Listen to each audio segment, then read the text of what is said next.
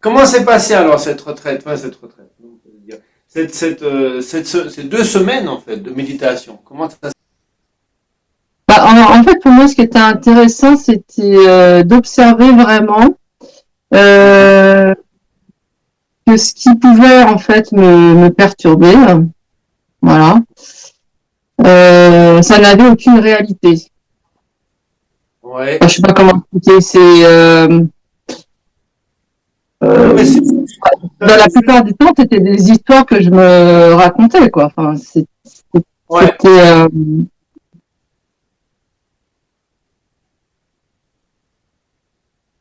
Ça c'est très très bien. Mais c'est ça la grande entre guillemets libération. C'est-à-dire quand on dit libérer, c'est ça l'idée. C'est-à-dire qu'en fait, ce qu'on peut penser, que ce soit la colère ou que ce soit n'importe quoi, des histoires, tout un tas de choses qu'on se raconte, c'est pas simplement de les regarder et de te libérer, c'est pas ça, parce que ça on le voit tout le temps, c'est pas ça la notion de libération. Ici, c'est justement prendre conscience que tout ça, c'est totalement illusoire, c'est totalement, complètement ce que tu dis, des histoires qu'on se raconte. Et les plus grandes histoires, ce qu'on se raconte, c'est la notion de jeu. Ça, c'est le plus délirant truc qui puisse exister. C'est-à-dire que on, on construit toute une idée, toute une personnalité, tout un truc sur un aspect de jeu, mais si on observe tranquillement, tu vois, si quand cette pensée s'élève, si on n'est pas en général dans cette attitude, quand cette pensée s'élève, on s'aperçoit c'est qu'une pensée, pas plus ni moins, c'est une pensée. Et donc après, c'est le choix justement. Je vous avais envoyé dans le WhatsApp, c'est une base de chemin. Tu vois, une base de chemin. C'est exactement ça. C'est-à-dire que tu peux voir cette pensée qui s'élève et la concrétiser, tu vois, la concrétiser, penser que, oh, c'est une réalité, je suis ceci, je suis cela, nanana, et c'est un chemin, ce chemin perturbé. Et dans ce chemin, ça va être toutes les différentes choses qui perturbent l'esprit, que ce soit la colère, la haine, la jalousie, etc. Ou au contraire, tu peux voir cette pensée qui s'élève, et dire, ok, c'est une pensée, mais il y a rien de concret, il y a rien de réel derrière tout cet aspect-là. Et donc, c'est un autre chemin, totalement différent. Où on ne va pas rentrer justement dans, comment dire, une identification à une personne, à une personnalité. Et la vie est vécue totalement différente à partir de ce moment-là. C'est une autre vie. C'est vraiment une autre vie. Est-ce que tu as ce sentiment ou pas encore d'un aspect de deux chemins, deux manières d'être, en fait, on pourrait dire? bah, en fait, ce que j'ai pu voir, c'est que parfois des situations, Mhm, en fait, on peut les appréhender. Une même situation, une même, je sais pas, une même pensée, une même image qui surgit, euh, mhm. on peut l'appréhender de façon complètement différente, en fait. On peut l'appréhender de façon positive, négative, enfin, en premier, c'est ça. Mais en fait, on se rend compte qu'on peut aussi l'appréhender de façon positive. Mais ça, c'est Exactement. juste dans le moment où vraiment on prend le temps de regarder la situation. Voilà, c'est pas dans le vif du sujet en fait. Petit à C'est petit, quand on est dans un moment de méditation ou de réflexion. ça viendra, ça viendra. Notre vie nous amène à avoir cet aspect d'être tout le temps dans cette, comment on pourrait dire, c'est sans cesse, il y a toujours des choses qui apparaissent, il y a toujours et des gens qui te ramènent en fait à cet aspect entre guillemets ordinaire, tu vois. C'est surtout cette notion-là. C'est les personnes avec lesquelles tu vas discuter, etc. te ramènent dans l'idée de oh une personnalité, je suis ceci, je suis cela, nanani, nanana. Et après, c'est à toi, quelque part, de faire la part des choses et de voir dans tout ce que tu as pu raconter de ce que j'étais, de ce que j'ai fait, etc. Est-ce que c'est une réalité ou est-ce que c'est juste, à un moment donné, on a concrétisé la pensée de je et on imagine et on vit tout ça. Tu vois. Mais c'est complètement normal, c'est complètement normal. Mais c'est bien, c'est bien, c'est vraiment bien. C'est de prendre conscience que les histoires, ce qu'on se raconte ou ce qu'on peut voir dans notre tête, la manière de vivre les situations, c'est vraiment ça dépend de nous-mêmes. C'est à nous de décider la manière, le chemin qu'on choisit. Ça, c'est vraiment très, très positif. Très positif. Alexandra, tu es là? Je sais que tu es venue, mais je ne sais pas si tu es en caméra. Oui, je suis là. Ah, ok, Voilà. désolé, hein, je suis encore plus combien d'heures? Moi, je suis parti sur 2 heures. Tu vois, je m'étais mis le réveil 2 heures. Bon, Alors, merci beaucoup pour votre commentaire. oh non, non, non, pas de souci, c'est moi, je m'excuse, je vraiment dû être à l'heure. Ok, est-ce que tu as pu travailler un peu? Comment s'est passé alors ces 2 semaines? Je pense, oui, j'ai travaillé régulièrement déjà. C'est Hmm. déjà le premier point. Deuxième point, bah, ce que j'évoquais un peu la dernière fois, c'est que il y a quelque chose qui était, si tu veux, euh, en sourdine. En fait, comme si c'était en sourdine, mais c'était là. Et du coup, ça devient de plus en plus présent, de plus en plus présent. Mhm. Et donc, c'est comme une grande joie au quotidien. Mhm. Quelque chose où je suis plus apaisée, beaucoup Mhm. plus apaisée avec le scénario qui est présenté tous les jours. Mhm. Euh, et régulièrement, sans effort, j'arrive plus maintenant à prendre un pas de recul dans l'action. Mhm. Et plus ça vient, plus c'est répétitif, plus du coup Mhm. c'est ok. C'est ok avec ce qui est en train de se passer. Mhm. C'est ok dans le sens où quoi qu'il arrive, de toute façon, c'est comme ça. Mhm. Euh, et que de toute façon, je fasse ou je fasse pas, de toute façon, c'est ok. Ça va être comme ça. Mhm. Euh, et j'éprouve une grande joie aussi parce que le regard, il est différent. Il était déjà là, mais en tout cas, il est plus clair, c'est-à-dire que ça me donne même une sensation de scaphandre. Tu sais, quand tu as un scaphandre et que tu regardes le fond de la mer, tu as Mhm. une forme de légèreté, c'est-à-dire que tu es oxygéné et en même temps tu es dans la découverte. Et du coup, Mhm. alors que c'est toujours ce que tu as vu, hein, mais je Mhm. le vois un peu différemment maintenant. C'est, Bien, c'est très très bien. Déjà, la joie, c'est très positif. La joie, c'est vraiment un aspect très important parce qu'en fait, on pourrait dire, on est là pour vivre cette joie quelque part. On est dans ce monde, notre fonction entre guillemets, c'est vraiment de vivre cette joie, de vivre, et moi j'ai envie de dire de la transmettre, parce que maintenant on comprend que la joie, c'est pas juste un sentiment qui apparaît quand arrivent des choses plaisantes pour nous, c'est aussi quand on voit les autres qui sont heureux, quand il y a un sourire ou un regard ou quelque chose, et on voit l'autre personne heureuse, l'autre personne joyeuse, et quelque part c'est cette joie c'est vraiment très précieux. Je pense qu'il y a 2 choses importantes. Première chose, c'est la manière dont on va vivre une situation. Ça, c'est un point. C'est-à-dire que plus on arrive dans ce moment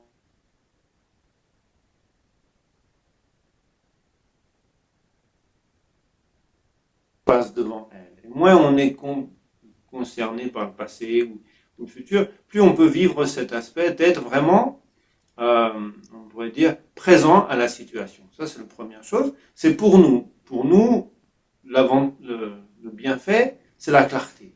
On voit les choses très clairement, très précisément, et avec aussi, comme tu disais, beaucoup de légèreté, de joie, et même une joie complètement entre guillemets illogique. Par exemple, tu vois un verre d'eau avec de l'eau, ah, quel chouette, qu'est-ce que c'est bien. Ça, c'est pour nous, ça, c'est ce qu'on vit quelque part intérieurement.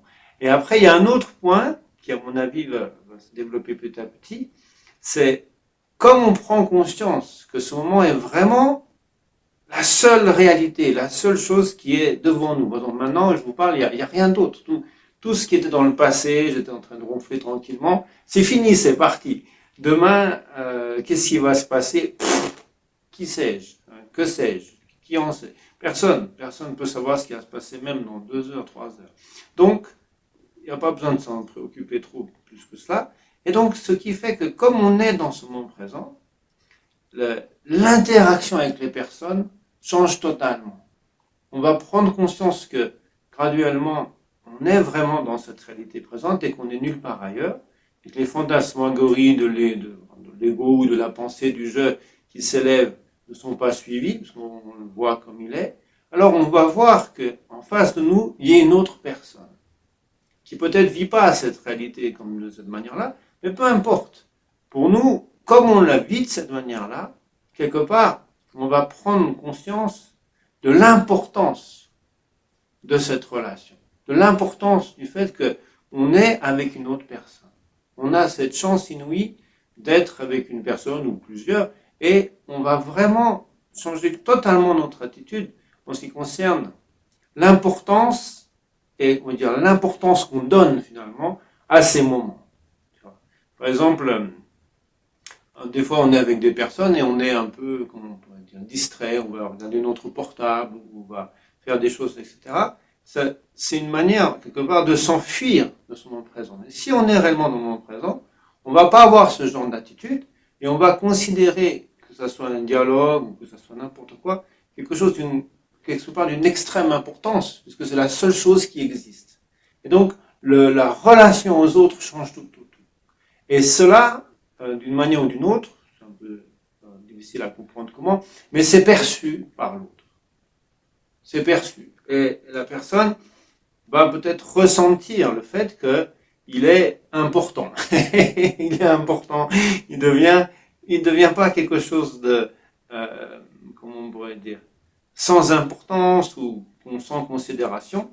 Il va ressentir quelque part l'importance qu'on donne à cette personne ou à ces personnes, puisque c'est une réalité pour nous. On vit vraiment ce moment comme étant quelque chose d'extrêmement le seul, la seule réalité. Et donc, cette interaction va changer totalement. Et aussi, le regard qu'on peut avoir sur quelqu'un qui serait perturbé, quelqu'un qui serait en colère ou énervé ou n'importe quelle situation, on va le voir complètement différemment, puisque on comprend les mécanismes qui amènent cette colère. La notion de je qui apparaît, une identification, et après sur la base de ça, un aspect de je veux ci, je veux ça, je l'ai pas, donc je suis en colère. On comprend complètement. Et donc, on va avoir un tout autre regard et une autre manière d'agir avec une telle personne. On peut même, dans certains cas, si vraiment en nous, on est totalement plus dans ces notions de colère, de jeu, etc., d'énervement, on peut même apaiser l'autre personne par le simple fait de notre présence. Puisque si on voit ce mécanisme et qu'on ne le suit plus, ça crée quelque part une énergie qui fait que la personne va naturellement peut-être s'apaiser ou avoir moins de colère, etc. En tout cas, c'est vraiment très très positif, très positif. Ok, donc aujourd'hui, on va revoir un peu un autre point. On a vu, quand on fait l'on au sel la dernière fois, on a vu la notion, le premier c'est la peur, l'inquiétude notamment par rapport au futur, qu'est-ce que je vais devenir, c'était le premier point, puis toutes les peurs en général. Ensuite, on a vu la notion de label, la notion de jugement, ça c'est bien, ça c'est pas bien, etc. On voit tout le trouble que ça crée. Le prochain qu'on va voir, on peut dire on l'aura déjà vu avant, mais un peu de manière différente. Avant, quand on faisait l'aspect, on disait l'ignorance, pas. Ensuite, le désir-attachement, la colère, la haine, l'opacité mentale, la jalousie, l'orgueil. On pensait de cette manière-là. Maintenant, on va changer un peu. On va revisiter le deuxième, qui est désir-attachement. Le désir, c'est très grossier. Le désir, c'est quelque chose de très grossier et c'est vraiment pour le coup quelque chose qu'il faut éliminer dans cet aspect un peu grossier qu'on a vu la dernière fois. Maintenant, on va revisiter l'attachement. Ça, c'est un point qui n'est vraiment pas simple, mais qui est vraiment important,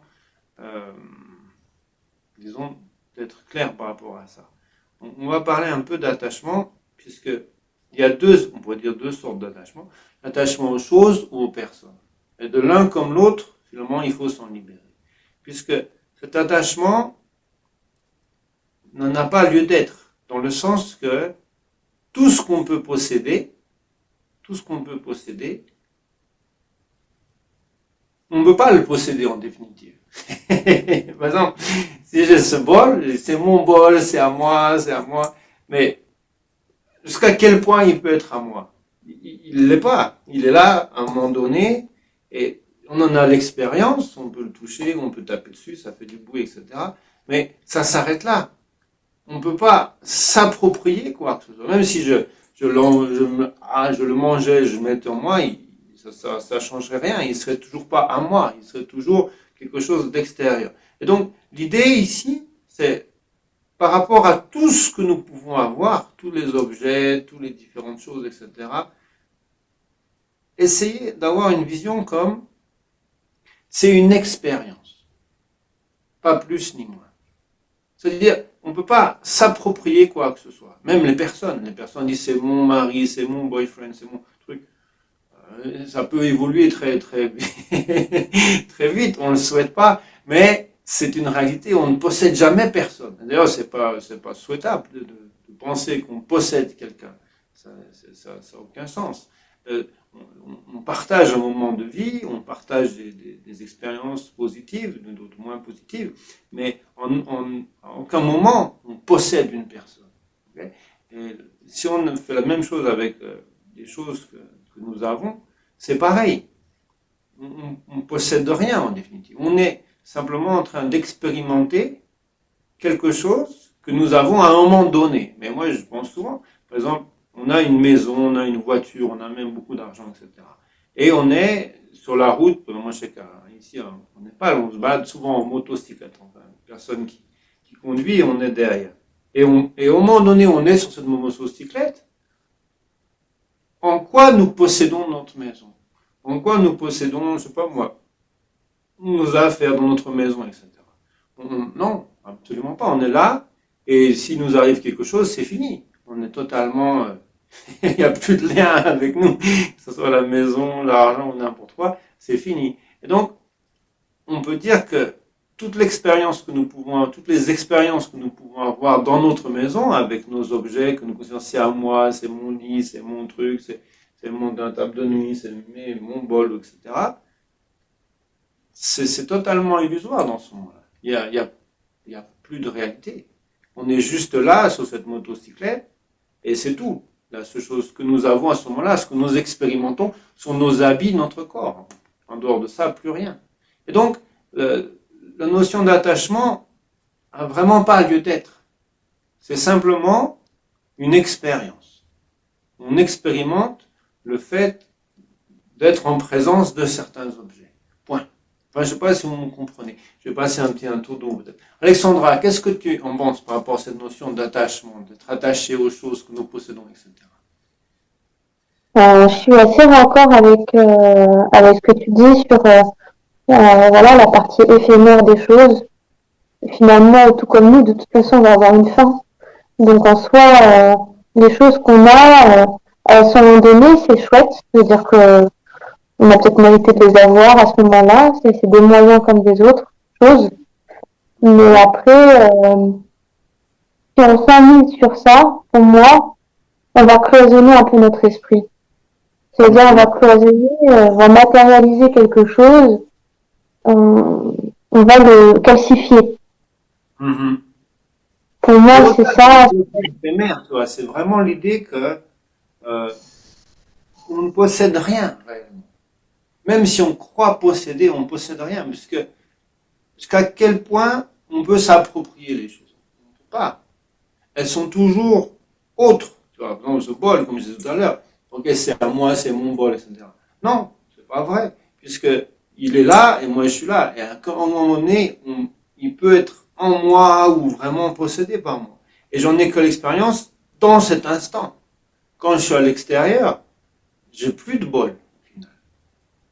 Tu vois? Et donc, cette idée de vraiment de changer notre attitude d'esprit entre penser qu'on a des choses, comme tu dis, on a des choses, même si elles sont présentes devant nous, et de simplement penser, c'est une expérience.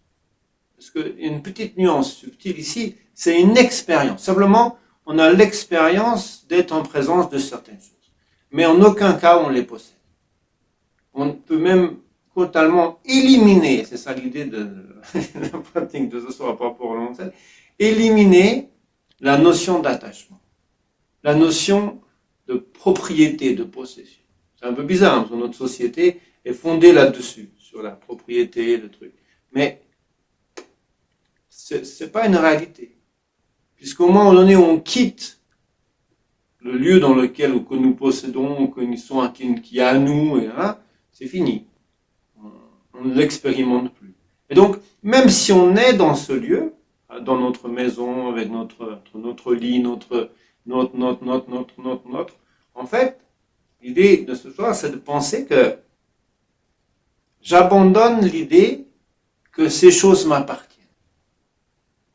Puisqu'en fait, elles ne m'appartiennent pas. Ça n'a aucun sens, la notion d'appartenance. Puisqu'à un moment donné, elles sont toujours différentes de moi. En plus, comme tu dis aussi, elles sont éphémères. Mais c'est au-delà de ça. C'est au-delà de ça. C'est vraiment c'est un peu peur. Ouais, non, mais non, moi j'ai mes trucs, j'ai mon lit, j'ai mes machins, par contre, j'ai mis du temps pour les avoir et c'est compliqué. Ok, peu importe. Quoi qu'il en soit, ça reste que c'est qu'une expérience.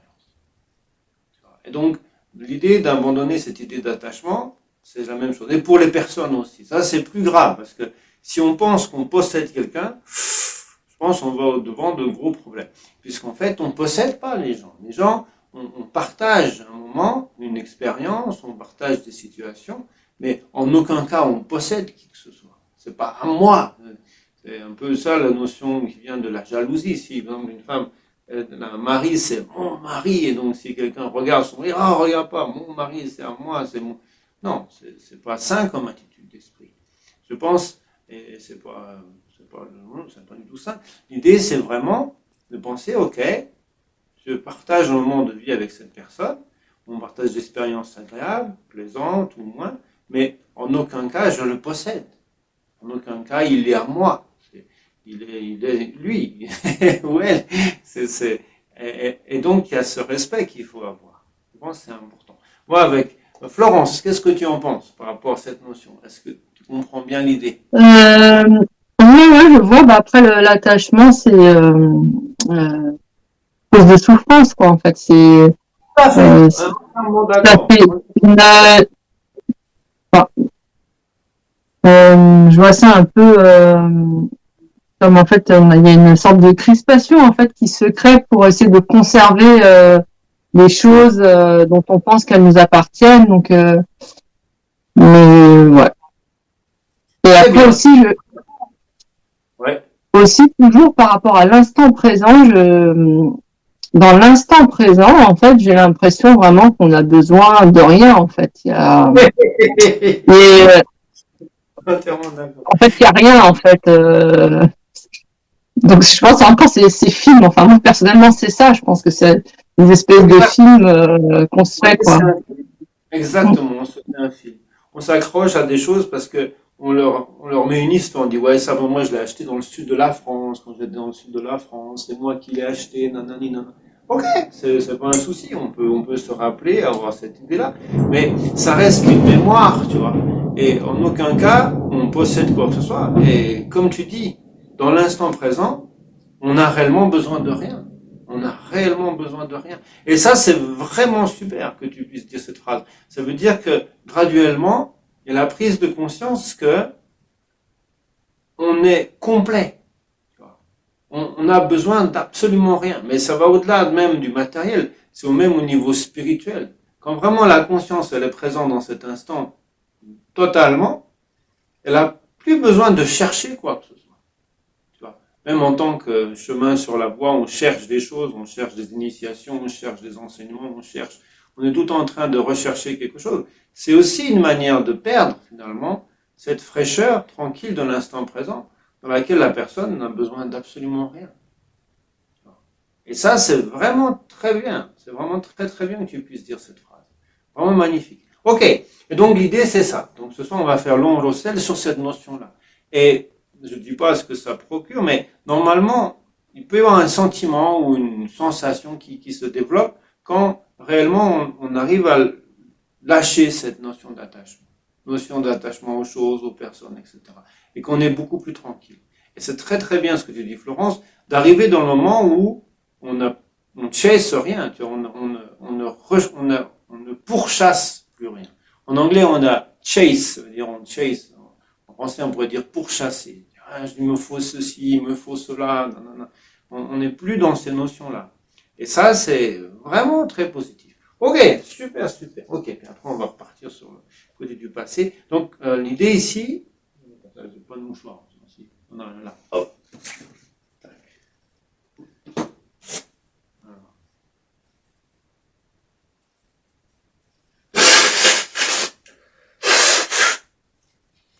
Ok.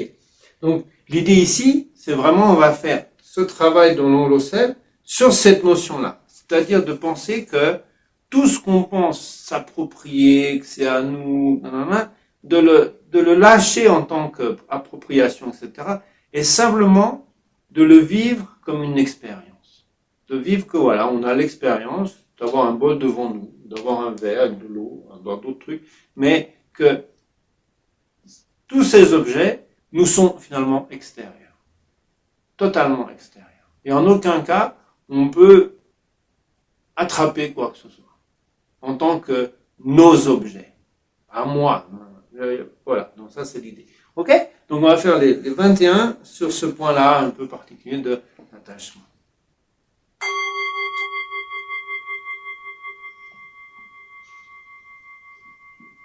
Donc comme on fait d'habitude, donc on vide totalement l'air et on va inspirer, et quand on va expirer, on va lever la main.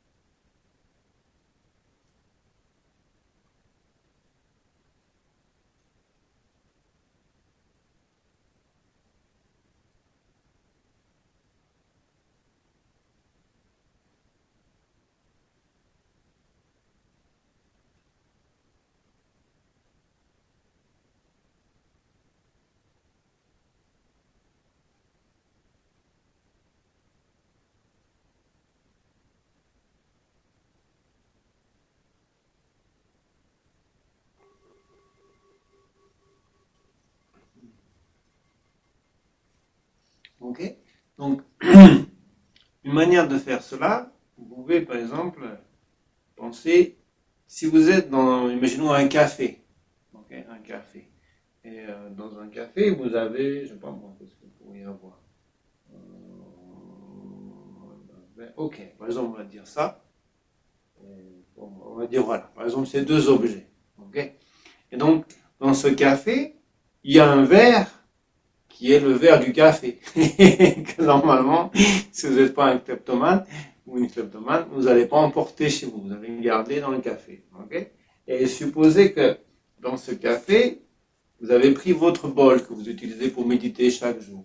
Okay, et en fait, l'idée c'est, de temps en temps, vous pouvez vous entraîner, regardez ces deux objets, okay, qui sont un, le verre du café, et deux, le bol que vous méditez.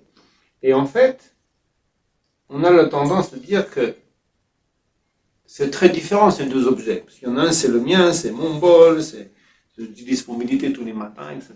C'est mon bol. Et l'autre, ça n'a rien à voir, c'est le verre du café, ça n'a rien à voir.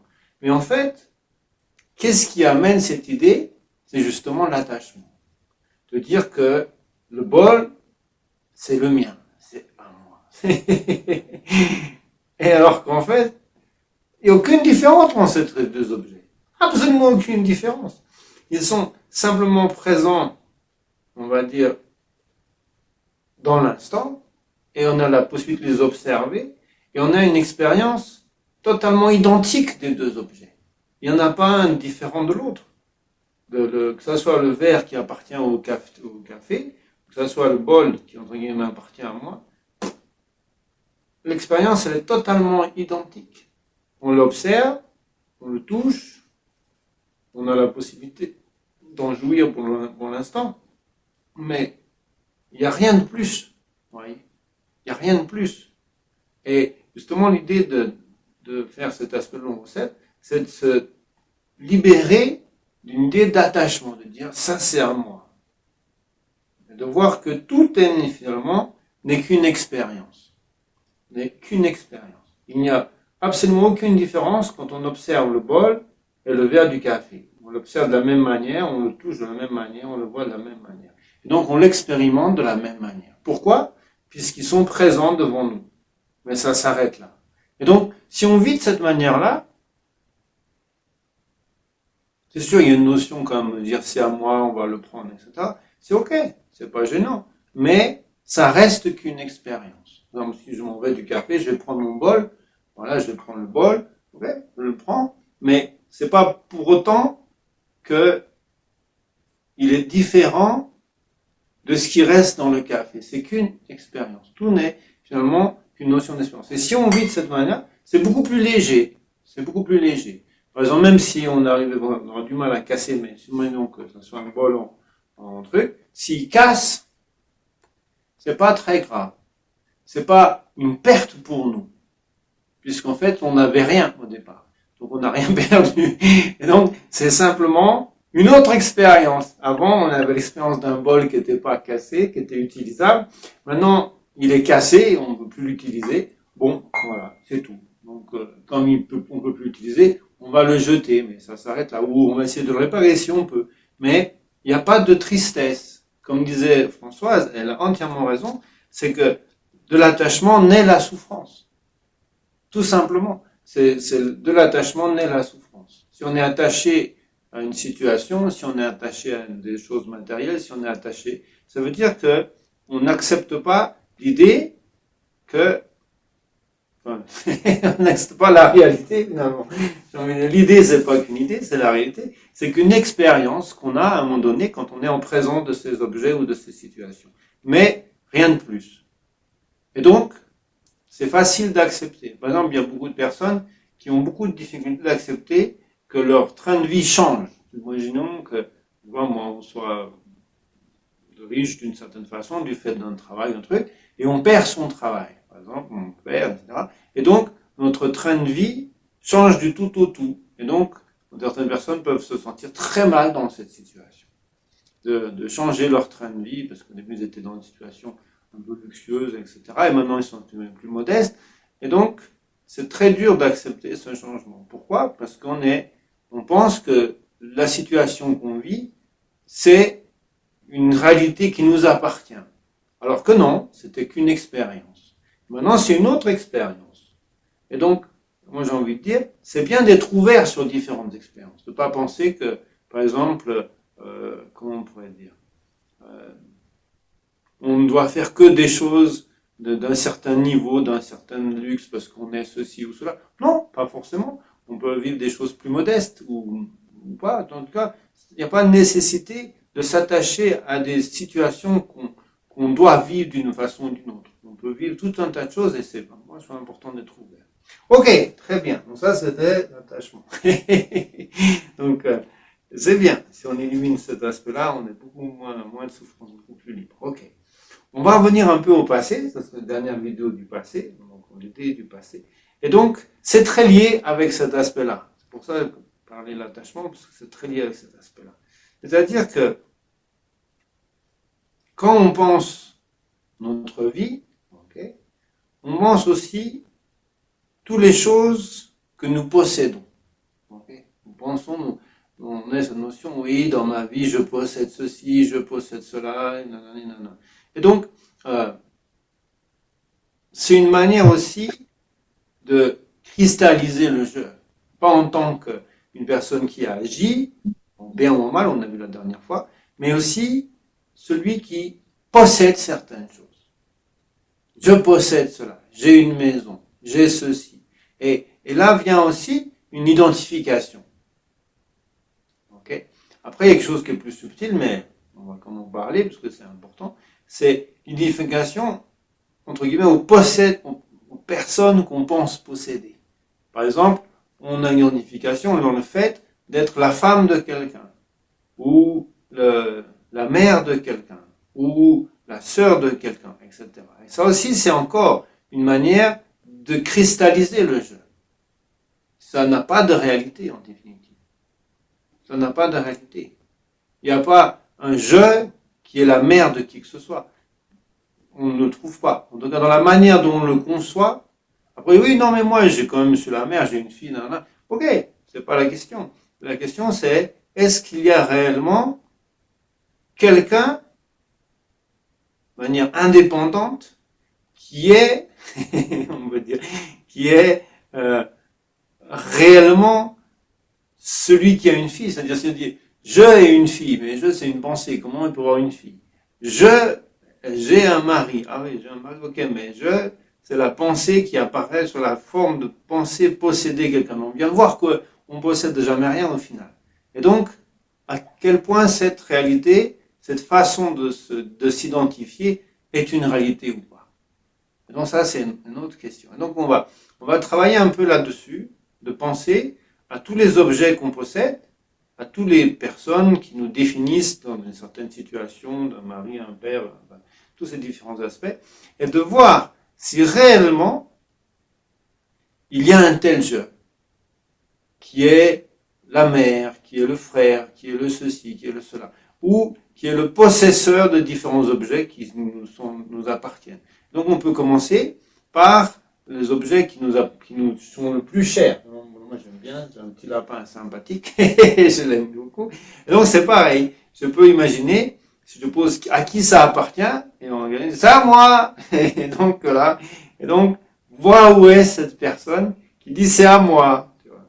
Parce que le corps lui-même, il peut rien posséder, le corps. Le corps, il est là, il est inerte, il n'a même pas de poche, on va dire, il peut rien posséder. L'esprit, c'est encore pire. L'esprit, il est immatériel. Donc lui, comment il pourrait attraper quoi que ce soit?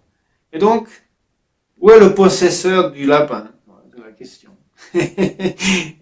et donc, c'est qu'une idée, voilà, c'est je possède ce lapin, parce qu'à un moment donné, l'esprit a voulu l'acheter, okay, pour une certaine raison, comme moi je l'aime bien, il est sympa, et le corps, mu par l'esprit, l'a acheté, il a donné de l'argent à une personne, ils ont fait un échange entre l'argent et un truc, et ce qui fait que maintenant, je peux en avoir l'expérience. Mais qui possède quoi? Où est le possesseur? Voilà, c'est la question. Ok? Et donc, on va méditer un peu de cette manière-là. C'est-à-dire que quand on inspire, on inspire, on pense à une situation, comme je suis le possédeur du lapin blanc ou de ma femme, mon mari, ou hein, et en expirant, on réfléchit, est-ce qu'il y a réellement un tel je? Est-ce qu'il y a réellement un tel possesseur? Est-ce qu'il y a réellement quelqu'un qui peut s'approprier quoi que ce soit? Ok? Et donc, on va travailler un peu ça. Ça, c'est la première méditation. Ok? C'est clair pour tout le monde? Ok, on est parti. Donc, toujours, on met les mains, 4 doigts sous le nombril pour maintenir ce point physique. Et on va travailler simplement sur l'inspire et l'expire avec ces notions-là, de réfléchir. Pas des choses futiles, vraiment des choses que vous pensez posséder. C'est ça l'idée. Hein? Ou des situations, ou des personnes.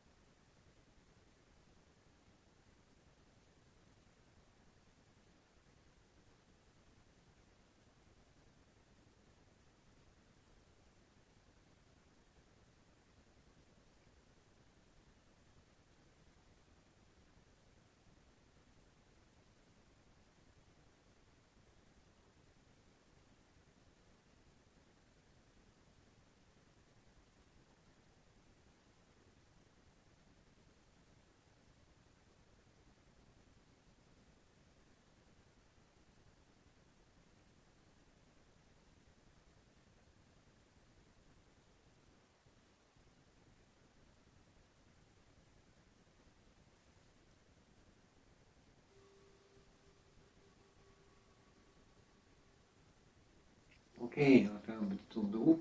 Alors, Alexandra, comment se passe cette méditation? Une investigation, un petit peu. Ouais. Euh, Quel il y avait sentiment deux quand tu trucs. réfléchis de cette manière-là? Ouais. Hum, En fait, j'ai essayé d'analyser la nature en fait de l'esprit ou la nature du corps Mhm. d'une certaine manière. Est-ce ils avaient déjà les attributs de pouvoir avoir quelque chose d'autre que eux-mêmes? Mhm. Euh, c'était c'était paranégatif parce que d'une part, c'est ce que tu disais, c'est-à-dire qu'à un moment l'esprit, si déjà lui-même peut pas matériellement ou quelque chose en tout cas le porter ou je ne sais pas, en tout cas c'est pas possible. Et Mhm. après physiquement, même si la matière de son physique est là, si on va chercher plus loin la matière, Mhm. euh, c'est quelque chose où j'avais retenu ça, on était à plus de, je sais plus combien de vide, de pourcentage de vide du corps. Donc c'est Mhm. quelque chose intrinsèquement qui fait que on pourrait posséder du vide pour du vide. Oui, tout à fait. Oui, si tu vas par là, oui, c'est une manière de voir aussi que le corps, il est composé d'atomes, etc. Et c'est vide. Et le vide lui-même, il ne peut pas même contenir quoi que ce soit. Tout à fait. Même si tu mettais le bol dans le ventre, ça ne changerait rien. Tu serais toujours dans le vide. Oui, c'est une manière de voir. Mais l'idée, c'est qu'est-ce que ça amène comme, comment on pourrait dire, comme Et sensation. donc du coup de ça, du coup de ça, l'illusion de vraiment de penser qu'on pourrait euh, accrocher quelque chose comme une fumée, Mhm. c'est quelque chose, c'est une vue de l'esprit, c'est-à-dire c'est une vue de ce qu'on pourrait y mettre dans cette Mhm. fumée. Donc, ce serait vraiment d'essayer de saisir quelque chose qui est insaisissable. Mhm. Euh, Ce qui fait que ça n'a pas de sens. Et donc du coup, toute la conception qu'on met autour de, de la saisie dans quelque chose Mhm. fait que ça peut être perçu comme ça, ok. C'est vraiment parce que dans l'expérience, tu peux utiliser ta voiture, tu peux utiliser ta maison, tu peux dormir dans un lit, etc. Mhm. Mais je te rejoins sur le fait que ça reste une expérience parce que profondément, on ne peut pas la porter avec nous. On ne peut pas. Euh, c'est quelque chose qui reste à l'instant T un outil ou quelque chose qui fait partie du décor. Mhm. Euh, voilà. Oui, c'est très bien. Et donc, c'est ça l'idée. Voilà. C'est vraiment exactement ça. Et moi, ce que j'ai ressenti quand j'ai un peu cet aspect-là, c'est un sentiment de fraîcheur, tu vois, de fraîcheur. Quand tu es attaché à une situation, à quelque chose, à un truc, et que d'une manière ou d'une autre, ça disparaît, tu peux plus t'y attacher parce qu'il n'y a plus de moyen de le saisir ou de vivre ça. C'est, c'est une très grande fraîcheur. Vraiment un sentiment de waouh, c'est frais, tu vois, t'es tranquille. Tu vois. C'est-à-dire que les choses sont là, mais c'est pas gênant de dire que c'est à moi ou pas. Moi, je fais souvent la comparaison. Moi, je suis un vagabond, donc je suis souvent, je pas vraiment dans ma maison, etc. Ce qui fait qu'il y a des choses qui sont à moi, comme la tanka ou le truc, et des choses qui le sont pas. Mais en définitive, quand tu les observes, il n'y a pas de différence dans cet aspect. Et Oui, dis-moi. c'est vrai que dans un parcours, quand tu as vécu le avec, sans matériel ou avec matériel, est-ce que tu changes profondément? Pour moi, la réponse est non. Mhm. Profondément, tu ne changes pas. Peut-être que ton environnement peut changer. Tu peux avoir Mhm. faim un jour, tu peux avoir des habits troués un jour, tu peux pas savoir où tu dors un jour, et l'autre jour avoir l'abondance des choses, Mhm. manger plus que la faim, 6 fois par jour si tu veux, pouvoir dormir dans des 5 étoiles si tu veux, conduire. Mais intrinsèquement, le, ce qui se passe, ça ne change pas. Mhm. Exactement. C'est une expérience. Différents types d'expériences. Ça, c'est bien, je pense, d'être ouvert sur différentes choses, de pas dire moi je suis quelqu'un, je mange que ci, que ça, ou non, il faut être ouvert, voir les différentes choses sans, sans label. Et là, il y a un truc très intéressant quand on lit les deux, quand on lit cet aspect de ne pas label, ça c'est bien, ça c'est pas bien, et de comprendre que tout n'est qu'expérience, on est plus ouvert finalement à expérimenter des choses que on n'a jamais expérimenté. Et ça, c'est très positif. C'est une ouverture d'esprit importante dans ce monde. D'avoir cette capacité de se dire, OK, je peux expérimenter des choses, je n'ai pas besoin de dire, ça c'est pas bien, c'est pas bon, ça c'est bien. On est plus ouvert, plus tranquille. OK, très bien, très bien. Voir un peu Florence. Florence, comment se passe cette méditation sur le libérer Euh, moi, là, ce que j'ai vu, en fait, c'est qu'il y avait quelque chose de réjouissant en fait dans ne pas être attaché, ne pas posséder. C'est un peu comme une libération parce que mais ça je le vois au travers de la méditation quand j'observe les choses avec recul. Mhm. Et voilà. C'est bien, c'est très bien. Oui, Mm. c'est réjouissant, effectivement. Puisqu'en fait, tout ça, c'est pesant. Tu vois. C'est un poids, ça, c'est mon bol, c'est un truc. Il faut le porter, il faut le balader à droite, à gauche. Quand tu comprends oh, c'est une expérience. Tu vois, tout de suite, c'est léger, les choses sont légères et réjouissantes. Oui, très bien, Et très bien. il y a un peu aussi quelque chose, je pense, un peu de virtuel, c'est-à-dire que l'attachement, c'est aussi lié à une habitude, c'est-à-dire que tous les jours, on revoit ou on est avec la même chose. Et Mhm. je pense que c'est ça qui crée aussi peut-être la sensation de possession. Et voilà. C'est vrai, mais c'est aussi un... Et peut-être le jour où ça disparaît, du coup, ouais. Ah, c'est réjouissant, oui, c'est vrai, c'est réjouissant. Et c'est notre voie, elle est vers la joie, elle est vers le tranquille, tu vois. C'est ça l'idée de notre travail, c'est graduellement regarder tout ce qui nous entrave. Tout ce qui entrave justement, ce que vous commencez graduellement à vivre, ça c'est magnifique, ce qui entrave finalement la joie. Pourquoi on n'est pas joyeux? En fait, tu dois penser comme un enfant, comme un bébé. Tu vois. Un bébé, il naît, il est joyeux. Hey. Pourquoi? Parce qu'il est entravé de rien. Il n'a pas de problème du passé Mm. qui l'inquiète, il n'a pas le futur qui l'inquiète, il possède rien, il est juste là, il est tranquille, il est joyeux. Et on pourrait dire, on peut tout à fait avoir des choses, vivre dans ce monde, etc. Mais revenir quelque part avec cet esprit extrêmement tranquille, extrêmement joyeux. Et ça, c'est vraiment très très bien. C'est vraiment très bien que graduellement, vous commencez à ressentir cette joie. Puisque c'est vraiment ça, la voie. La voie, c'est la joie. On dit la première terre pure, c'est Ratugawa, c'est-à-dire la joie suprême. Et après, encore, on va de joie en joie. C'est ça. C'est entièrement ça. Puisque on va finalement de libération en libération. Tout ce qui pèse, tout ce qui entrave, tout ce qui trouble, tout ce qui crée cette situation désagréable, etc. De plus en plus, on s'en libère. Et on devient effectivement de plus en plus joyeux. C'est vraiment très très bien.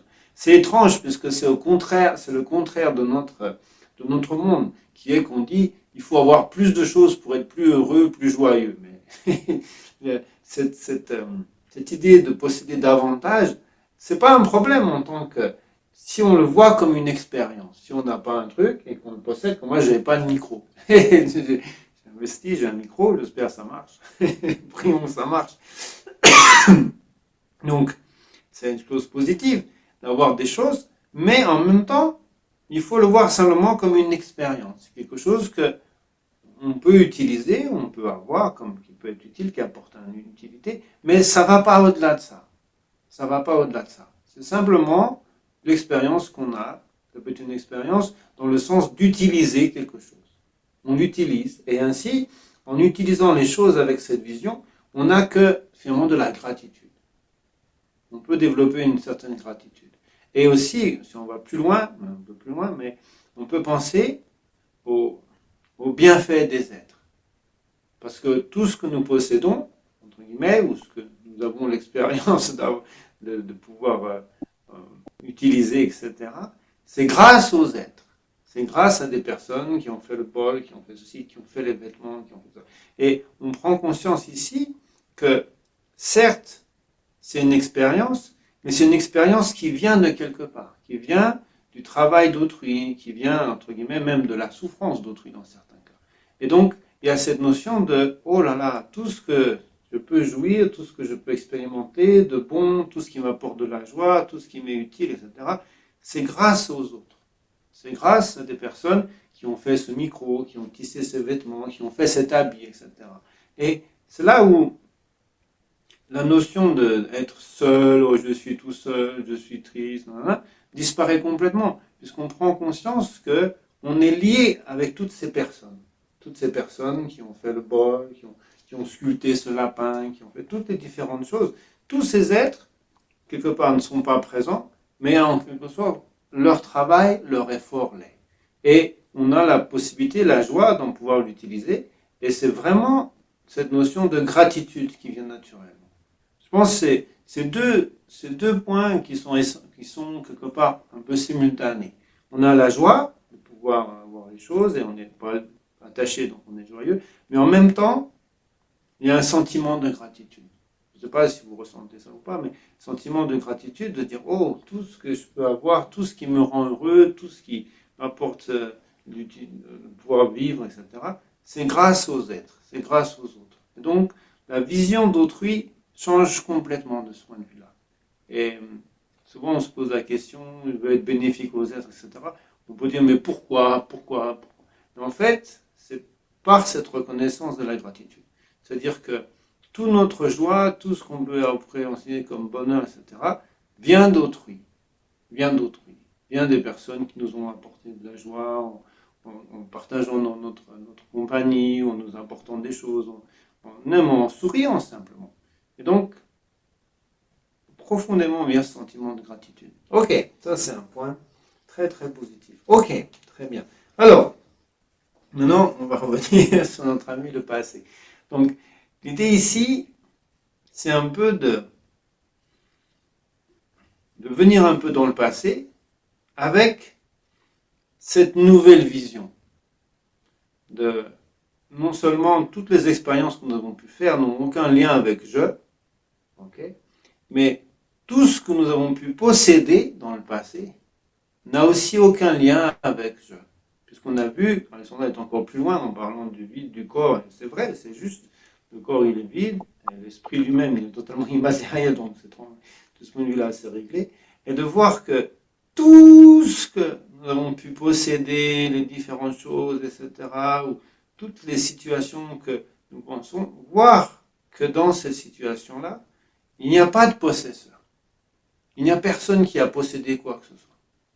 Et donc, l'idée parce qu'on est attaché par le passé avec la notion de jeu, par les actions qu'on a perpétrées. Mais il y a autre chose qui nous attrape, un autre maillon de la chaîne, c'est le fait d'avoir possédé des choses. Ah, j'ai eu une maison, j'ai eu une voiture, j'ai eu ceci, j'ai eu cela, j'ai eu... Et donc, c'est aussi une autre construction mentale qui définit, qui est encore une échelle sur laquelle s'appuie je. Et quand on regarde cette manière-là, toutes les possessions, toutes les choses qu'on a pu avoir, même les situations, par exemple, qu'on a pu avoir dans le passé, ou les personnes qu'on croyait posséder, c'était mon ex-mari, c'était mon truc, c'était mon... Ok, voyons voir s'il y a un tel possesseur de l'ex-mari, etc. Et donc, on va visiter un peu le passé en regardant les possessions que nous avons pu avoir, que nous n'avons pas. Comme vous avez une voiture à Hawaï, une Jeep, etc. Je peux penser à cette Jeep. Et voir, ah, je possédais cette Jeep, c'était moi, nanana. Et voir où est la personne qui possède. Et voilà, comme ça, en même temps, la même chose, on fait le même travail. Toujours on inspire en pensant à une situation, à des objets du passé, des personnes qu'on pensait posséder. Et on regarde, est-ce qu'il y a un jeu? Est-ce qu'il y a vraiment quelqu'un qui possédait tous ces trucs? Et si on ne voit rien, on expire. Ok, on va faire ce travail-là. C'est encore un autre maillon de la chaîne du passé. Donc on est parti.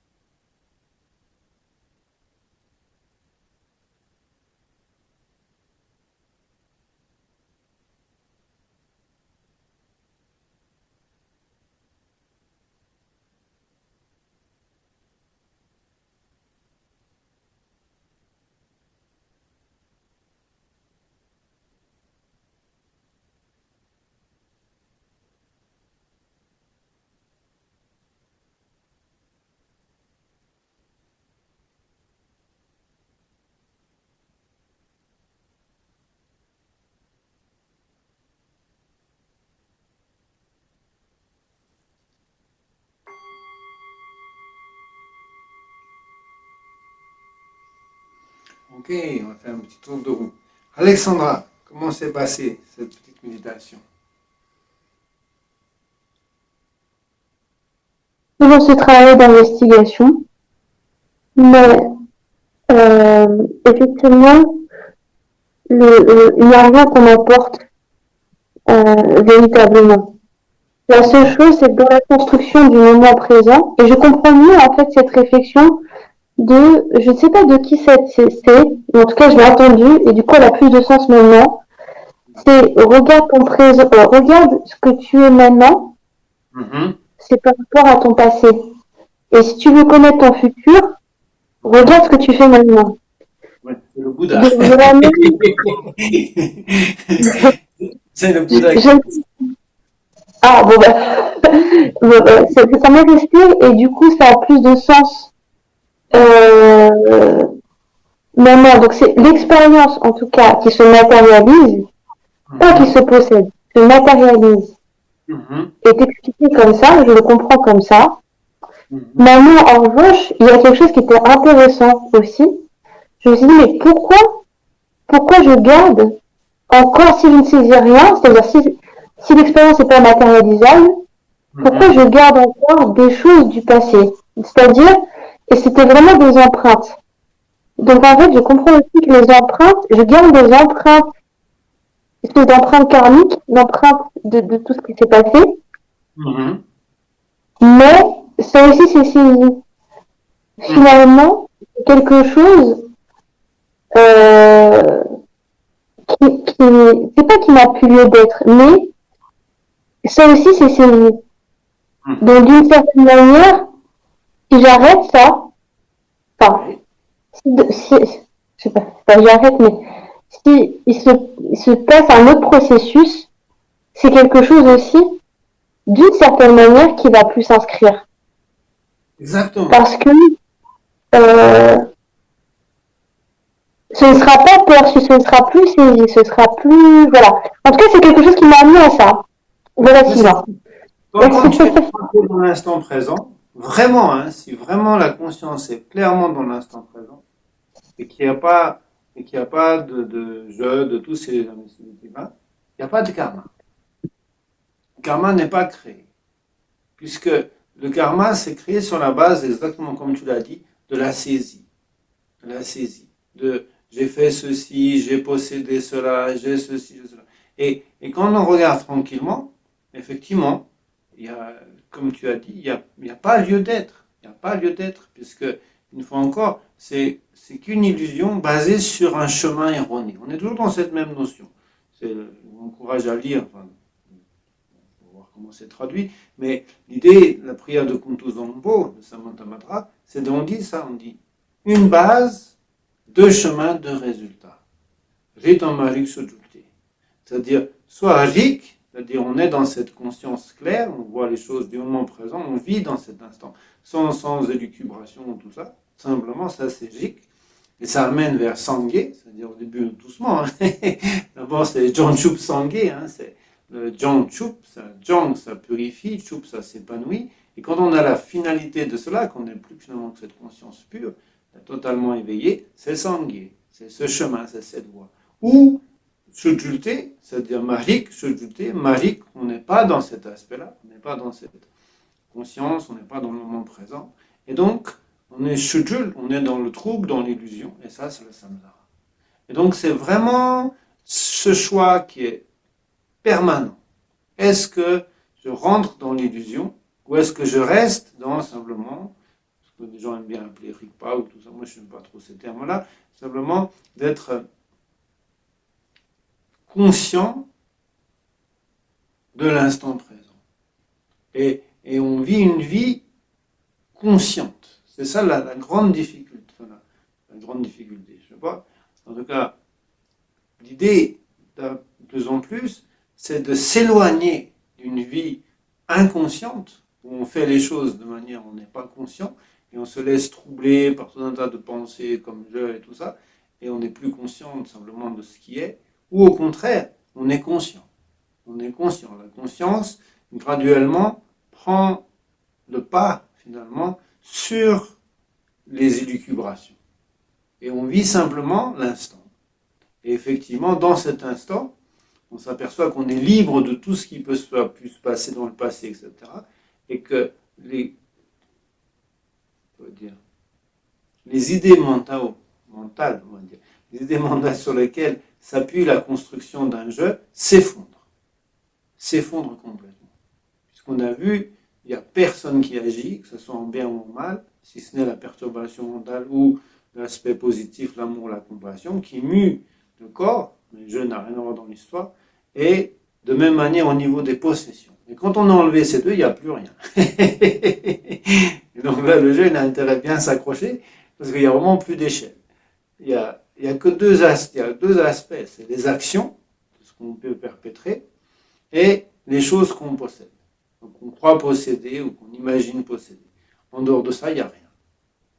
Et donc, si on élimine ces deux aspects, simultanément ou graduellement comme on l'a fait, il n'y a plus rien pour je s'appuyer dans le passé. Et donc, comme il n'y a plus rien pour s'appuyer dans le passé, ça revient simplement, donc on éliminait le grand passé, on va aller encore plus loin tout à l'heure, mais on a éliminé le grand passé de notre vie, etc.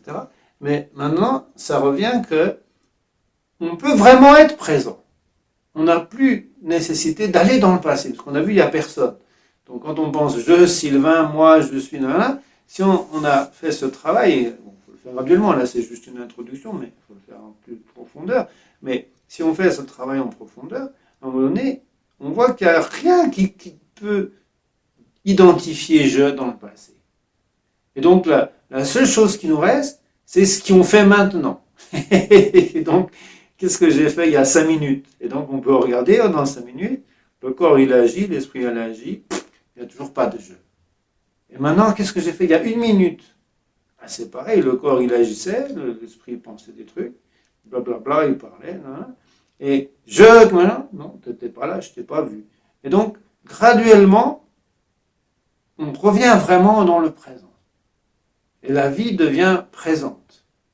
On n'a pas beaucoup parlé du futur parce qu'aujourd'hui, il n'y a pas un grand sens. Si la seule chose pour parler du futur, c'est de dire que on pense des choses, on imagine des choses. Et est-ce que ça s'est passé comme ça? Non.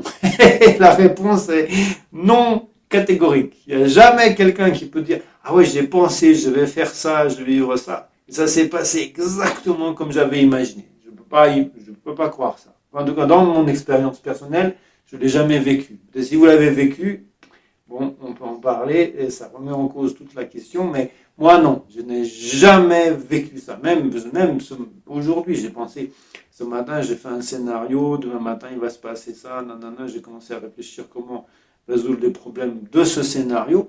Non, c'est fini, ça ne s'est pas du tout passé comme ça du tout. Il n'y a même pas besoin de réfléchir comment solutionner le scénario, puisque ça n'a absolument pas produit de cette manière-là. Et donc, qu'est-ce qui va se passer demain? J'en sais absolument rien. Et donc de imaginer, de construire des idées, des trucs, ça c'est absolument rien. Et de penser qu'il y aura un jeu qui va penser à tout ça, non. Dans le futur, il n'y a pas de corps, il n'y a pas d'esprit. Donc comment un jeu pourrait apparaître ou s'imaginer quelque chose? Donc ça, on résout directement le problème. Ok, très bien, très très bien. On va aller plus loin dans cette notion-là, un peu de manière bizarre, parce que là c'est vraiment libre cours à votre imagination, mais quand même on va imaginer que dans la vision bouddhiste, ou en général, on peut dire, il n'y a rien qui peut, d'une manière, comment on pourrait dire, une chose matérielle, donner naissance à une chose qui ne l'est pas. Donc les parents nous donnent notre corps, c'est matériel, c'est concret, mais il ne peut pas donner l'esprit. L'esprit, il est immatériel. Et il n'y a pas un moment donné où la conscience s'arrête. Il y a toujours un moment où l'instant de conscience présent est basé sur un instant de conscience passé. Il y a toujours une continuité totale de la conscience. Même si on n'en est pas conscient, quand on dort, on est en un noir, mais bon, on revient dans le rêve, mais ça ne veut pas dire qu'il n'y a pas de conscience, c'est seulement la conscience vient à un niveau tellement subtil qu'on n'est plus à même de le percevoir. Néanmoins, il n'y a pas de stop, il n'y a pas à un moment donné où la conscience cesse. Et donc dans cette vision-là, on va penser, ah, il y a cette vie, c'est clair, je l'ai vu, j'ai réfléchi, le passé, nanana, mais avant cette vie, est-ce qu'il y a aussi une autre vie. Une autre vie dans laquelle j'étais quelque chose, je sais pas moi, on peut penser toutes sortes de choses, c'est à chacun de voir qu'est-ce qu'on peut imaginer ce qu'on a été, mais de voir que dans cette ancienne vie, on va dire, c'est la même chose. Même si j'ai pensé qu'il y a un jeu qui agit, qui fait ceci, qui fait cela, il n'y en a pas, il y a juste le corps et l'esprit. Et si j'ai pensé à un jeu qui était très attaché à ses possessions, je sais pas moi, on était pas émir, on peut fou imaginer, hein. On était émir, on avait énormément d'argent, une Mercedes en or, tout un tas de trucs, etc.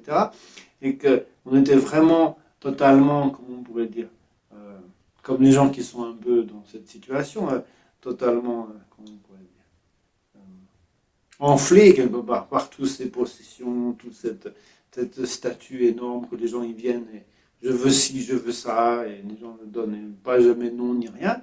Tout ça qui pouvait nous définir de cette manière-là, à un moment donné, quand on est mort, piou. Je dis piou parce que c'est vraiment piou, il y a plus rien d'un coup, paf, le Rolls-Royce, les Mercedes, les BMW, enfin, tout ce qu'on pouvait imaginer, tout ça, pop, c'est fini, il n'y a plus rien. Okay. Ou inversement, on peut penser dans une vie, on était très pauvre, on n'avait peut-être que très peu de choses, peut-être un habit ou un bol, un truc, très peu, et donc toutes ces possessions, c'était vraiment pour nous encore plus important que l'émir, parce que l'émir il a tout ce qu'il veut, mais nous on n'avait que ça, on s'y attachait, c'était vraiment la seule chose qu'on avait, on prenait soin de ça, et on est défini quelque part dans cette situation d'une extrême pauvreté par les peu de choses qu'on possède. Et même pareil, piou, à un moment donné, si on meurt, pop, c'est fini. Tout cet aspect-là totalement disparaît. Et on peut passer peut-être de devenir émir, si on était généreux, je sais pas, on peut imaginer, ou tout un tas d'autres vies. Tout un tas d'autres vies qu'on peut imaginer. Et on peut ainsi imaginer revenir encore dans des vies et des vies et des vies et des vies. Donc là c'est complètement l'imaginaire, on ne sait pas. Hein.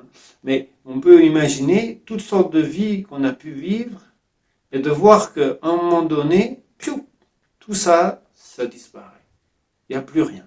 Il n'y a plus rien qui nous définit, ni dans ce corps qu'on avait, ni dans ces possessions qu'on avait, ni dans même l'esprit qu'on avait. Si on est un émis, on a un certain esprit. Si on est quelqu'un de très pauvre, on a un certain esprit. Et tout ce qui, quelque part, nous définissait dans cette situation de vie, finalement, hop, au moment de la mort, c'est fini. Il n'y a plus rien. Et tout est disparu complètement. Et on vit complètement quelque chose d'autre. Et donc, on peut penser de la même manière notre vie actuelle, qui nous définit. C'est moi, je suis Sylvain, je suis si, je suis ça, j'ai ci, j'ai ça, j'ai fait ci, j'ai fait ça. Et on est vraiment dans ce truc, ah, c'est moi, nanana. Piou! À un moment donné, c'est fini. Tout disparaît. Tout, paf, tout disparaît. Comme il y avait la crise, un sou, paf, tout est parti. Tout à coup, paf, tout à coup, tout est parti. C'est pareil. Même fois, vous avez vu la crise ou pas, le film, elle jouait du violon, un coup, paf, tout est parti. Voilà, c'est pareil. Paf, tout est parti. Voilà, donc c'est la même chose. Et donc, c'est un peu dur parce qu'on se dit, ouais, mais non, pourquoi la mort penser? Mais c'est une réalité. On ne sait pas si ça vient demain, après-demain, on ne sait pas. En tout cas, à un moment donné, paf, tout est parti. Et donc, c'est cette situation qu'on faut essayer de vivre, aussi bien dans notre vie. On sait pas, tout est parti. On ne sait pas où on va, on ne sait pas où ce qu'on aura. On ne peut pas l'imaginer. Ben, que dit Alexandre est juste, ça fait en fonction de ce qu'on fait maintenant. Il y a une continuité de ce qu'on fait. Si on est quelqu'un de généreux, gentil, etc., les conditions seront favorables. On peut imaginer, comme on est humain, c'est une renaissance tellement élevée, une conscience tellement éveillée que on a, à moins de faire vraiment des choses comme tuer beaucoup de personnes, etc., on aura une vie humaine, certainement. Mais quel genre de vie, dans quelle situation, comment, on ne sait pas. Et donc, c'est ça. Et donc, l'idée, dans la méditation, c'est, je vais vous demander d'aller très loin. C'est-à-dire, chaque inspire, pensez une vie. Vous voyez, pensez une vie d'un menhir, non, pas d'un menhir, d'un émir, ou d'un, je ne sais pas ce que vous voulez imaginer. Et, J'ai une question, ah, pardon. Dis-moi. J'avais une question, Sylvain. D'une certaine manière, quand tu renais, tu sais, normalement, enfin, il y a quand même un karma que tu gardes. Ce karma-là. Ouais. Non, dis-moi. Non, en En fait, c'est plus subtil que ça. Dans la vision bouddhiste, il y a différents karmas. Il y a un karma qui crée l'environnement, il y a un karma qui crée le corps, un karma qui crée... Toutes les actions qu'on a faites amènent une conséquence. Ça, c'est certain, mais c'est pas ce que je nie. Je nie pas ça, cet aspect. Le karma est une réalité. Ce qu'on fait amène une conséquence. Toute action amène une réaction. Ça, c'est une réalité. La question n'est pas là. C'est que tout ce qu'on a pu vivre, tu vois, auquel on était attaché, ce qu'on s'identifiait d'une certaine façon, etc., à un moment donné, totalement disparaît. Totalement disparaît. Pourquoi? Parce qu'on n'en a aucun souvenir. Tu vois. Non seulement les possessions, moi j'aimerais bien d'ailleurs, moi j'étais émis à la vie d'avant, rendez-moi ma Rolls Royce, mes trucs. Non, tu peux pas, il n'y a pas de lien. Et notre point, c'est que tout ce qui nous construisait, tout ce qui définissait notre personne, etc., ce n'est plus du tout présent maintenant. La preuve, c'est qu'on n'en sait rien. Qu'est-ce qu'on a été? Enfin, moi, je Quand tu revis, juste une question, quand tu revis ton karma, quand tu dis, voilà, tu as des empreintes karmiques dues aussi à cette saisie de ces empreintes-là. C'est une réflexion, en fait. Mais, si à un moment, même ces empreintes-là, elles n'ont pas lieu d'être. Elles n'ont pas lieu d'être. Elles n'existent que par À rapport quel moment ça s'inscrit encore? Ça ne s'inscrit. Si tu vis dans l'instant présent, dans la conscience, après, il faut que ça soit vrai, ça faut que ça soit une réalité. Tu vis vraiment dans l'instant présent, il n'y a pas d'empreinte qui est créée. Il n'y a pas d'empreinte karmique. C'est ça la grande subtilité. C'est qu'il y a une empreinte à partir du moment où il y a l'identification à un je. C'est pour ça qu'on dit le je, la saisie du je, c'est la racine du samsara. Pourquoi? Parce que c'est sur cette base-là que l'empreinte, le karma est créé. Si la personne n'est pas dans cette identification et qui vit simplement, il n'y a pas d'empreinte, il n'y a pas de karma. Tu vois? C'est ça la grande subtilité. Et c'est pour ça que, ce qu'on disait la dernière fois, celui qui est attaché, moi qui me dis, c'est un gars journal, celui qui est attaché aux actions bénéfiques renaît dans des situations favorables. Celui qui s'engage dans des actions maléfiques sur la base d'un jeu, etc., renaît dans des vies ou des situations défavorables. Tu vois. Mais c'est parce qu'il y a l'attachement. Celui qui est libre de l'attachement, il est libre. Tu vois. Il n'est pas lié à la renaissance. C'est ça l'idée de se libérer. Comment on peut se libérer? Parce qu'on est tout le temps en train de faire des choses. Même si on fait des choses. Le Bouddha, il mangeait, il faisait des choses. Pourquoi il n'est pas amené à renaître? Parce que justement, il n'y a pas d'identification. Et donc, il n'y a pas de karma. Et donc, il est libre. Tout le karma, etc., vient de l'identification. C'est pour ça, si on travaille tellement avec acharnement sur cette notion d'identification au jeu, etc., parce que c'est vraiment la source, c'est vraiment la racine du samsara. C'est l'identification à un jeu, à une personnalité, à un truc. Et c'est sur cette base-là qu'en fait, quel que soit ce qu'on fait, ça va nous amener à renaître, même si on fait des actions bénéfiques. Pourquoi? Parce que on le fait sur la base, je fais un truc bénéfique, je fais...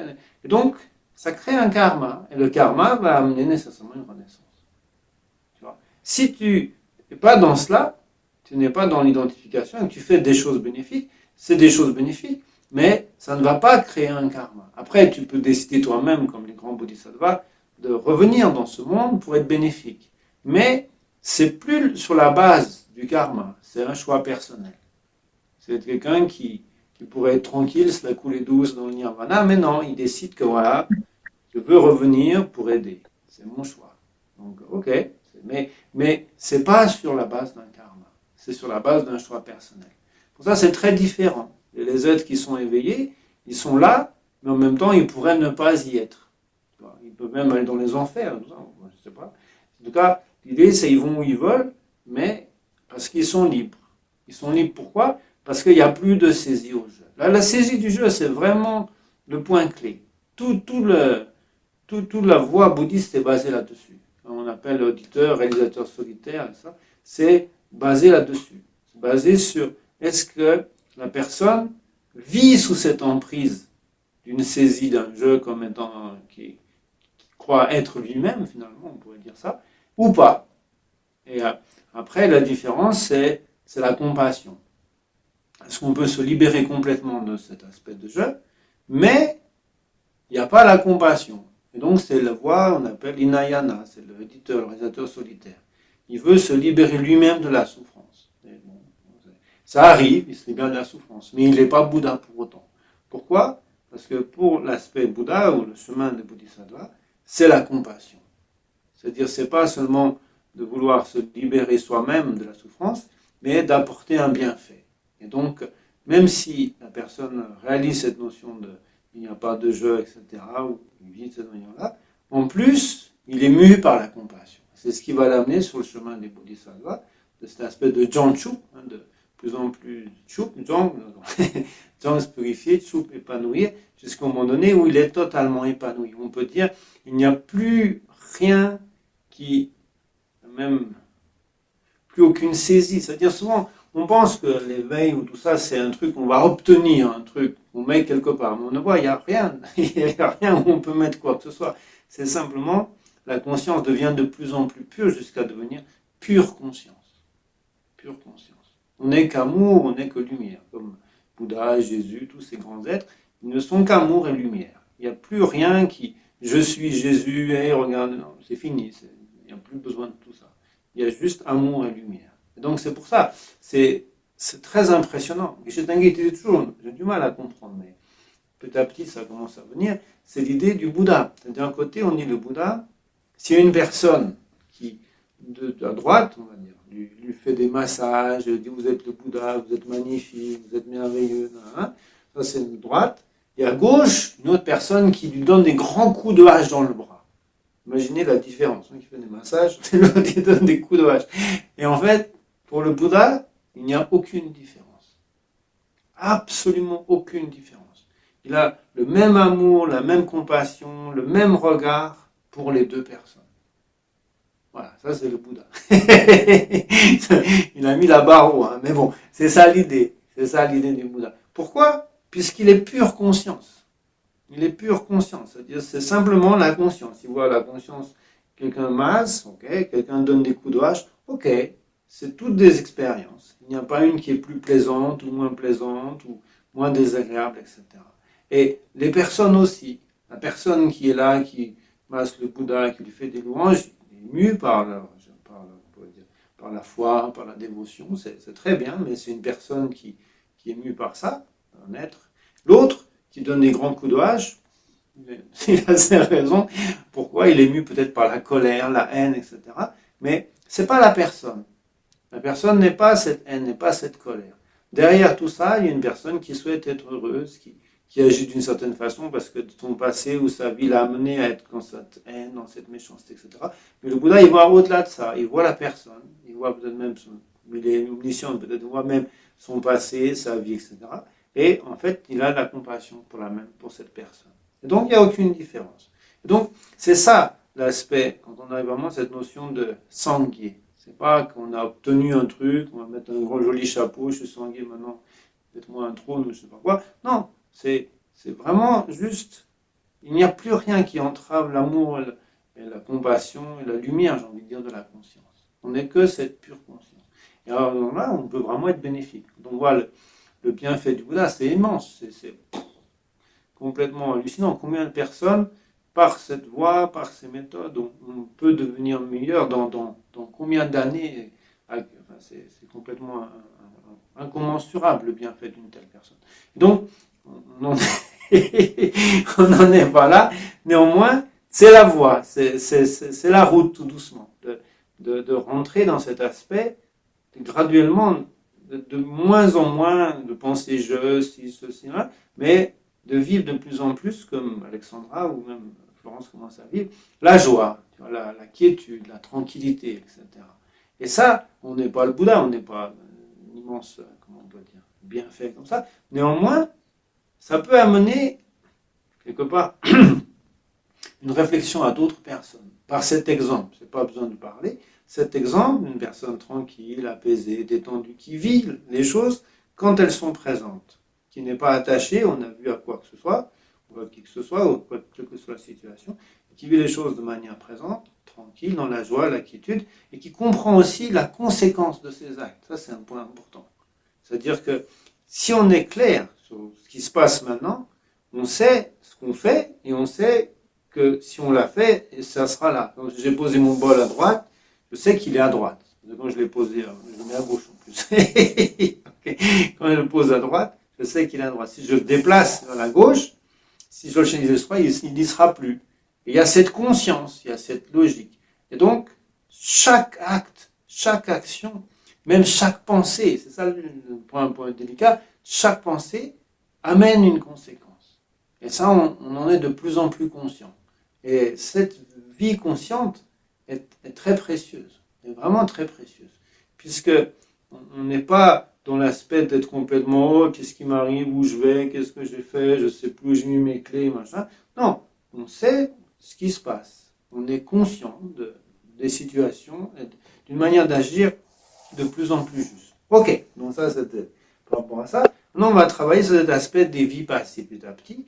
On pense, on inspire, on pense une vie avec un émir, ou je sais pas, avec toutes ses possessions, tous ces trucs, etc. Et on regarde, dans cette vie, est-ce qu'il y avait un jeu, est-ce qu'il y avait quelqu'un qui possédait quelque chose, quelqu'un qui a agi d'une manière ou d'une autre. Et si on voit, il n'y a rien, on expire par le nez, mais bon, on expire. Et en inspirant une autre vie, on imagine un autre truc, un autre vie, n'importe quoi, etc. Et comme ça, on peut imaginer des vies et des vies et des vies et des vies. Ok? Donc ça, c'est notre travail.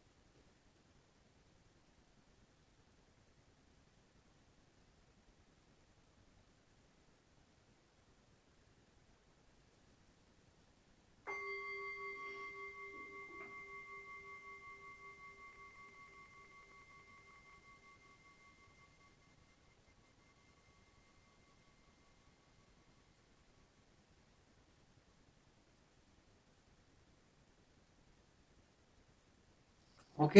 Alors, on va faire un petit tour. Alexandra, comment s'est passé cette imagination de vie et de vie? Les vies passées, je pourrais pas te dire mes vies passées, mais en tout cas, j'ai repris le cheminement Mhm. du passé sur le présent.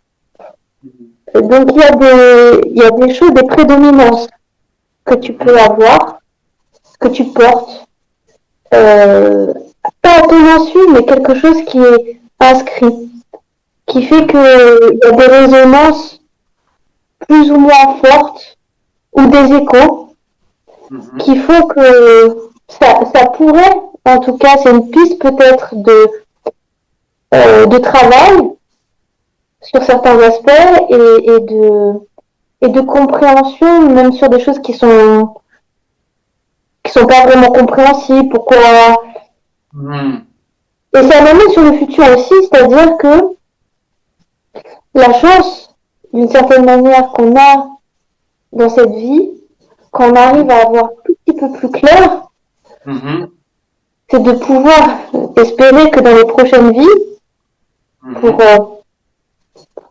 Mhm. pour l'ensemble en tout cas, euh, de pouvoir recroiser, de pouvoir avoir ces mêmes résonances aussi puissantes soient-elles Mhm. pour continuer ce chemin. Oui, il n'y a pas de doute. Il n'y a pas de doute. Plus tu vas dans la clarté, plus tu auras la capacité. Le futur, c'est ce que tu fais maintenant.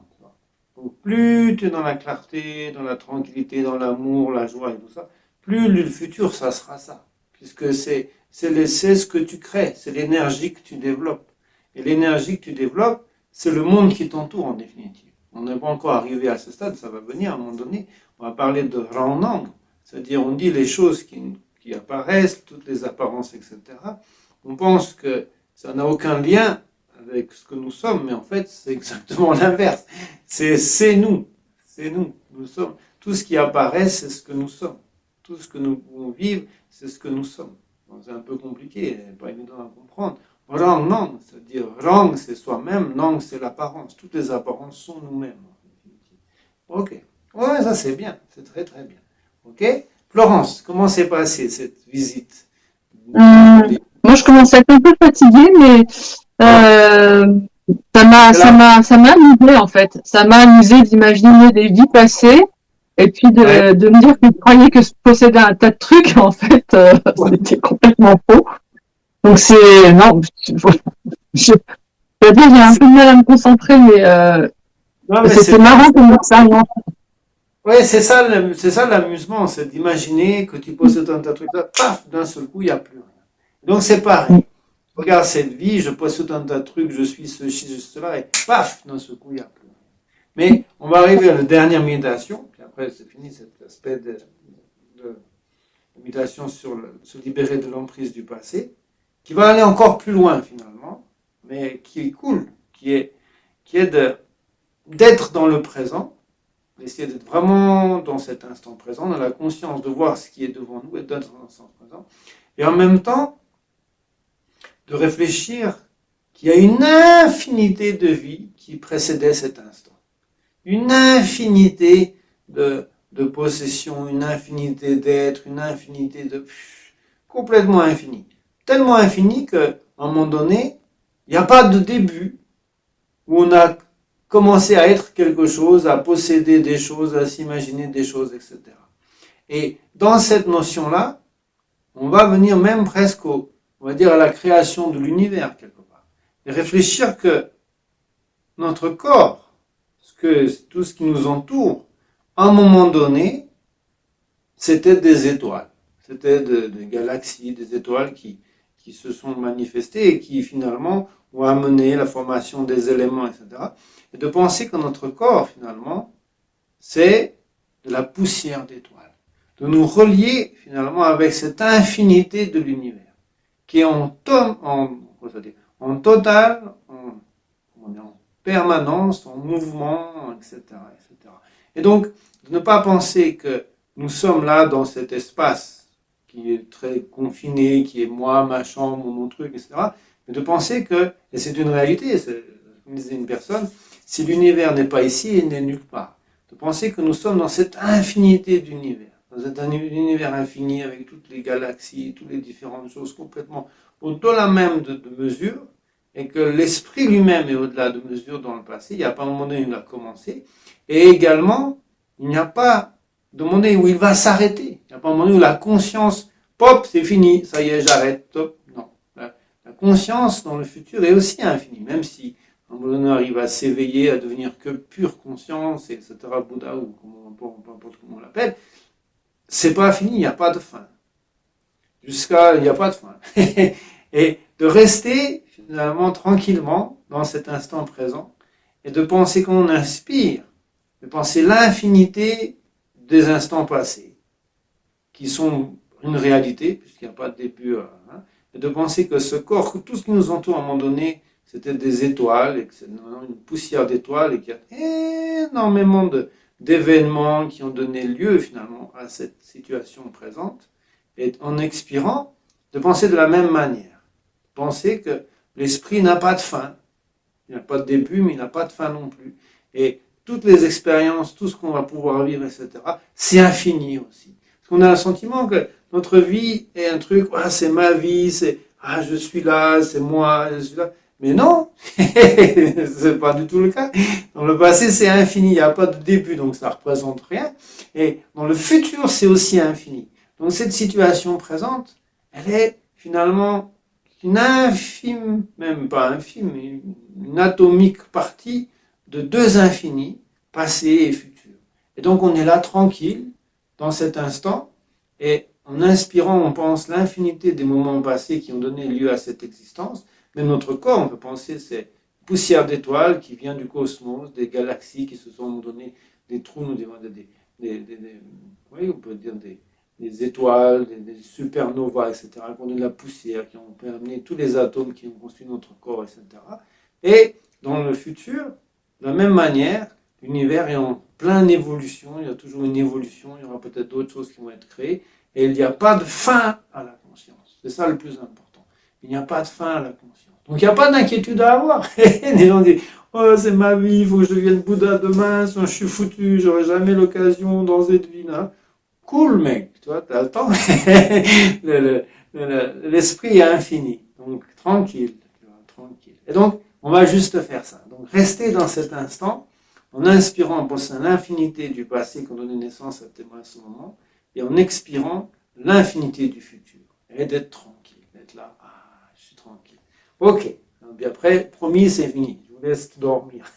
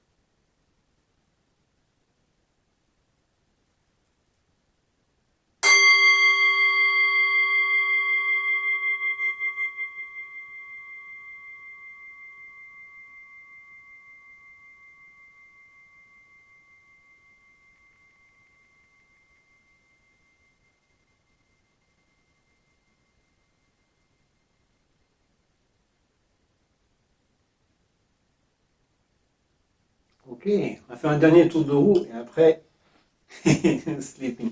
Alors, tu vas demander bien, Françoise, comment tu as pensé cette méditation? Tu es un peu fatiguée, mais... C'était merveilleux en fait.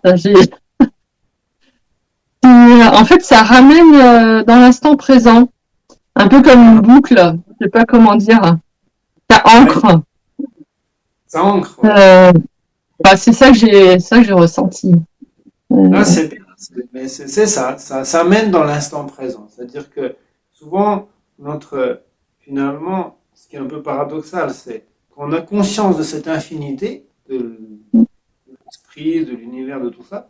Finalement, ça élimine notre petit moi, mon petit truc, hein, et ce qui fait que quand on élimine ça, on peut être que présent, voilà, tranquille, détendu, joyeux, comme tu disais tout à l'heure, etc.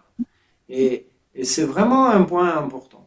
C'est-à-dire quand souvent on a une situation qui est trop prenante, comment je vais faire, on dit attends, l'esprit est infini, il n'y a pas de début, il n'y a pas de fin, je suis dans l'infinité de l'univers. Waouh, ok, c'est pas un gros problème finalement, on va s'en sortir.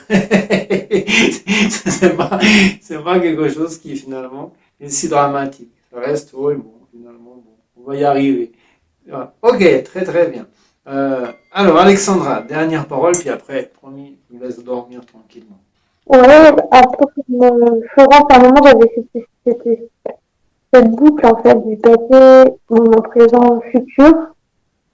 Et Mhm, en même temps, je reviens sur les dernières méditations, sur le fait mhm, de revenir en arrière et de ne mhm, pas avoir de saisie là-dessus, de penser, voilà, que de toute façon, dans le futur, il n'y aura pas non plus de saisie. mhm, Et en termes de réflexion, c'est, alors aujourd'hui, on voit les choses comme ça, mais en tout cas, on voit les choses comme ça, mais d'une certaine manière, s'il n'y a plus lieu d'être, ça existe, hein, ça existe, mais la réalisation de ces choses-là, elle est, elle surgit un peu comme ça. C'est-à-dire que même si on a enlevé la notion de temps, à un moment, j'ai enlevé la notion de temps, la mhm, notion des heures, mhm, des heures. Si on enlève juste la notion des heures, si j'oublie la notion des heures, mhm, finalement, il n'y a pas cette histoire de passé et de futur. Il n'y a mhm. plus ça. Il n'y a plus Oui. ça, parce que je ne peux pas avoir cette notion-là. Je ne peux pas Mhm, avoir cette notion-là. Parce que je mhm, suis ni dans l'autre, ni dans l'un, ni dans l'autre. mhm, Donc finalement, il n'y a pas, il y a quelque chose qui se passe, mais est-ce que je peux vraiment savoir s'il y a quelque chose qui s'est passé ou quelque chose qui va se passer? mhm, D'une certaine manière, ce n'est plus quelque chose que je pose dans mon expérience. Je le pose en disant, ça c'est d'avant, ça c'est d'après. Mais qui mhm, me dit vraiment que c'est avant ou après? mhm. Oui, Je ne sais exactement. pas. C'est exactement ça. C'est-à-dire qu'en fait, c'est c'est juste ce que tu dis. C'est-à-dire que le passé, c'est ce qu'on imagine du passé, c'est une illusion. Parce qu'on imagine, j'ai été ceci, j'ai fait cela, c'est une illusion totalement. Et ce qu'on imagine du futur, c'est aussi une illusion. Parce que je vais faire ceci, je vais faire cela, c'est encore basé. Donc là, la seule chose qui est réelle, c'est le moment présent. Et c'est très fugace, mais si tu es que dans cet instant, à chaque instant, c'est ça. Tu vois, tu es dans l'instant. Et tout le reste, c'est comme tu dis, on ne sait pas, est-ce que c'est une réalité ou pas. C'est l'image qu'on en a. On a une image de ça. Mais ce n'est pas une réalité, c'est une image qu'on en a. Et le futur, c'est pareil. On peut avoir une image du futur, mais on a vu, c'est des expectations, c'est un truc, ça ne va pas jamais de la même manière qu'on imagine. Et donc, finalement, ce que tu dis est juste, c'est la seule chose qui existe, la seule réalité, c'est le moment présent. Tout le reste, ce n'est plus, mais c'est au-delà de ça n'est plus, c'est exactement ce que tu disais, c'est que l'image qu'on peut en avoir est une illusion. Peut-être on a vécu des choses, mais entre ce qu'on a vécu et l'image qu'on en a, il y a une très grande différence. Et la seule chose qu'on peut vraiment, dans laquelle on peut vraiment être, c'est maintenant. Point. Il n'y a pas d'autre chose à dire. Ok, magnifique. Bon, ben c'est bien. On a fini ce cycle. On continuera tranquillement. Il y a d'autres choses encore à travailler. Mais très très bien. Merci beaucoup, merci beaucoup. J'espère que vous avez un bon son parce que j'ai pour faire en sorte que le micro y... Merci, merci beaucoup. Merci Sylvain. Merci. Bonne soirée, merci encore. Merci. Bonne soirée.